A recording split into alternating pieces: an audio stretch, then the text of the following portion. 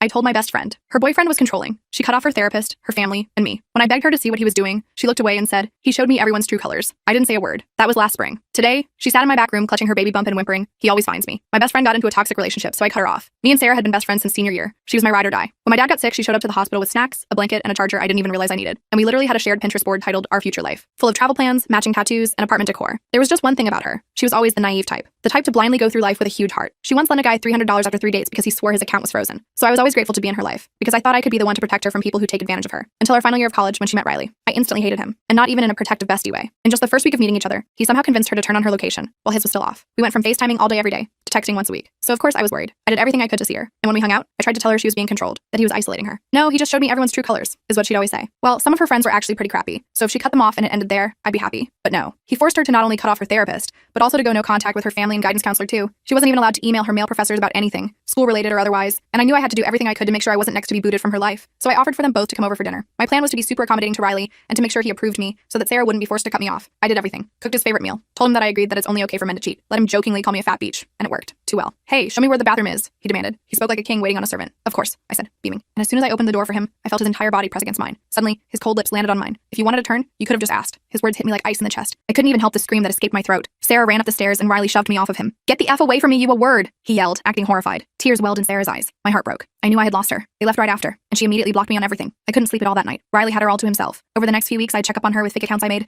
I noticed she stopped posting any photos of herself and unfollowed every single male on Instagram, including her godfather. But life goes on, I guess. And I ended up getting my dream job as a fashion designer in a shop nearby. I still thought about Sarah almost every day, though. And whenever I was sad, I'd scroll through our saved media and our chat together. It always made me laugh. I never saw her again. Until a year later, that is. She came into my store, and the first thing I noticed was her baby bump. My eyes widened, because she was very pregnant. The second our eyes met, I could feel how tired hers were. "Hey, Sarah!" My voice couldn't hide my joy. She didn't say anything, just put a white dress down on the table in front of me. A crease formed between my eyes as I inspected the dress, and that's when I saw it. Blood marks. I figured it was just period blood and had no idea why she'd come to me. But then I looked up at her again. Tears rolled down her chin, one after the other. I looked at her a little closer, and noticed a bruise that looked like it had been covered up with concealer on her shoulder. "I embarrassed him," she said, voice shaking. I just stayed silent, giving her room to continue. Turned out they had gone to one of his company events together. She wore the white maternity dress, and all his coworkers and their wives were calling her disgusting for flaunting her pregnancy in front of everyone. So he hit her, over and over. My stomach caved in. I rushed her into the staff room and grabbed her phone. Her password was still the same, so I turned off her location. I told her to wait until my shift was over, and I'd drive her to mine, for as long as she needed. She didn't respond, just gave a silent nod. But there was something she didn't know. In the year that we didn't talk, I had built up a lot of hate towards Riley. I had probably imagined 100 different ways of ruining his life, and now it was finally time to execute. I couldn't focus on anything for the rest of my shift. I kept checking on Sarah in the staff room every 15 minutes. My manager Jamie kept giving me weird looks, but I just told her I wasn't feeling well. When Sarah fell asleep on the small couch, I finally breathed a little. She looked so exhausted, one hand resting protectively over her baby bump, her dark hair falling across her face. The fluorescent lights made the bruise on her cheekbone look even worse than it had when she first stumbled into the boutique 2 hours ago. My shift ended at 6, and I gently woke Sarah up. She startled awake, eyes wide with panic before recognizing me. That reaction alone told me everything I needed to know about what her life had been like. Her fingers trembled as she pushed her hair back,